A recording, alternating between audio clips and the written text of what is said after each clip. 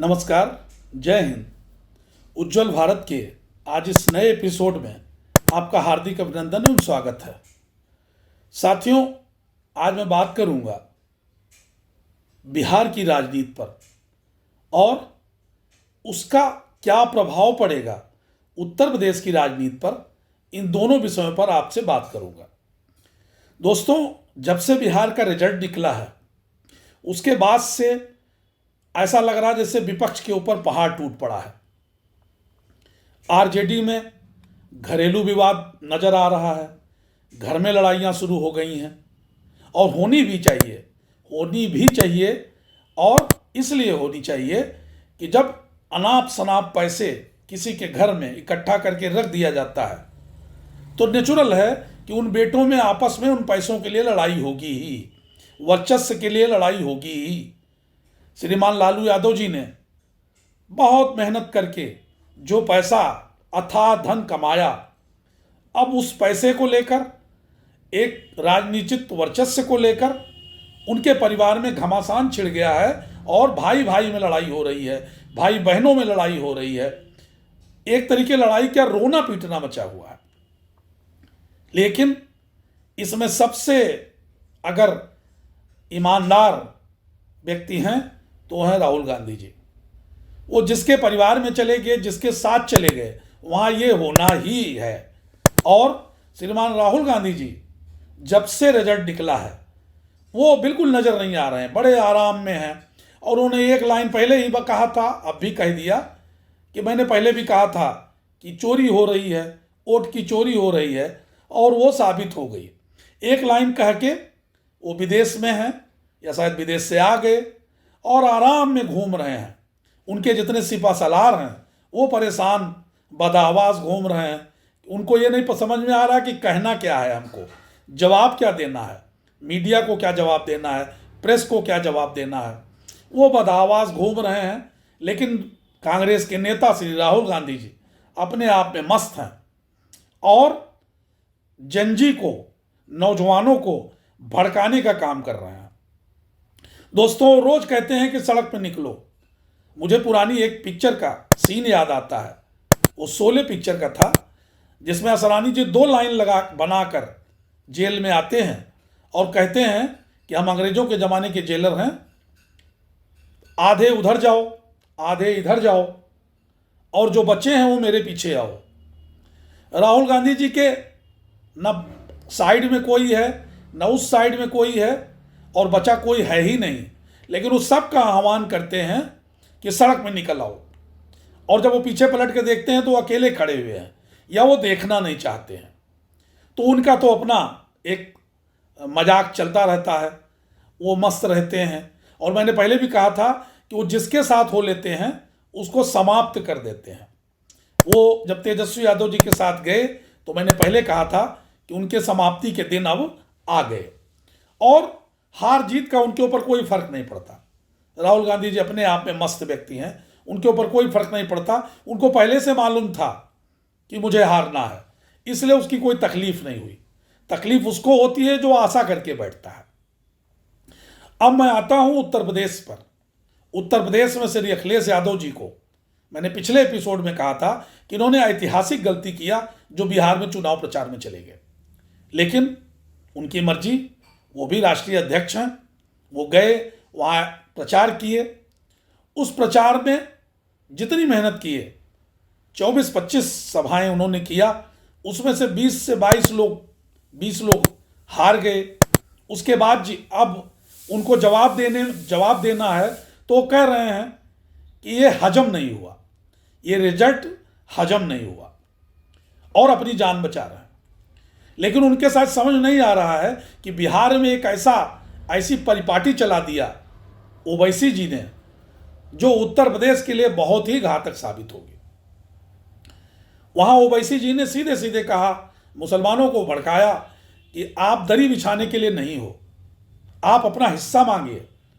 और अगर deputy CM किसी 10%, 2% वाले व्यक्ति को बनाया जा सकता है तो हम लोग तो 12% हैं, हम लोगों को क्यों नहीं। और उसका नतीजा ये निकला कि वो सीमांचल में श्री आरजेडी को हराने के लिए, तेजस्वी यादव को हराने में उनका बहुत बड़ा योगदान हुआ और 5 सीटों पर उन्होंने विजय प्राप्त किया। उसी ईवीएम से, उसी वोट चोरी के माध्यम से जो राहुल गांधी जी कहते हैं, उसी में ओवैसी जी 5 सीट जीत गए। अब उत्तर प्रदेश की बारी है। निश्चित है कि उत्तर प्रदेश में ओवैसी जी आएंगे और जो इनका अखिलेश यादव जी का जो पीडीए है, उस पीडीए पर ये घात जरूर लगाएंगे। उस पीडीए में जो सबसे बड़ा घटक दल है मुसलमानों का, उस पर वो वही बात कहेंगे कि आप इनको कोई पद दीजिए, ये आपकी दरी बिछाने के लिए नहीं है, और सभी मुस्लिमों को भड़काएंगे और ये सबको समझ में भी आएगा। अब अखिलेश यादव जी के सामने 2 रास्ते बचेंगे, या तो वो बनाएं, डिप्टी सीएम घोषित करें किसी एक मुस्लिम व्यक्ति को, या ना डिक्लेयर करें।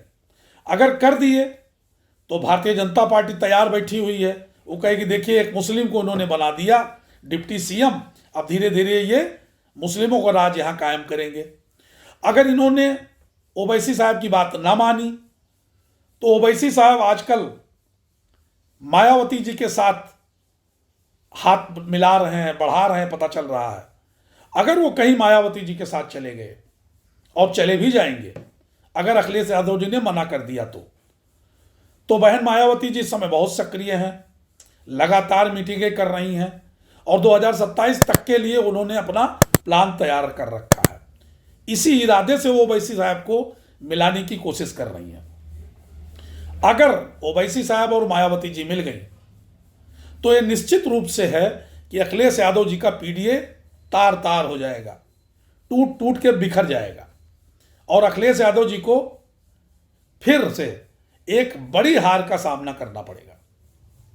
और अगर अखिलेश यादव जी ने ओवैसी साहब की बात मानी और उनको हिस्सेदारी देने की बात की तो नेचुरल है कि ओवैसी साहब कहेंगे कभी आप डिक्लेयर करिए, जैसे वहां वीआईपी पार्टी ने किया था, मुझे पहले डिक्लेयर करिए। वही सेम कंडीशन ओवैसी जिला के इनके सामने रखेंगे और उसका नतीजा क्या होगा कि ओवैसी साहब इनको मजबूर कर देंगे कि ये डिप्टी सीएम घोषित करें किसी मुस्लिम व्यक्ति को। और अगर इन्होंने डिक्लेयर किया तो दूसरा इनके लिए एक टेंशन पैदा हो जाएगा कि इन्होंने मुस्लिम को डिप्टी सीएम बनाया। अब अखिलेश यादव जी के ऊपर बहुत बड़ी जिम्मेदारी है 2027 तक। इसके लिए वो क्या करेंगे, क्या सोचेंगे। अगर वो ये बिहार न जाते तो शायद ये समस्या इनके सामने ना आती, लेकिन वो गए, बैठे बैठाए पंगा ले लिए। वो यम वाइस फैक्टर वहाँ पे था, यम मुस्लिम पहले तेजस्वी यादव जी सोच रहे थे मेरे साथ है, वाई यादव खुद थे तेजस्वी यादव जी, और वो खुद उनको लिए हुए थे।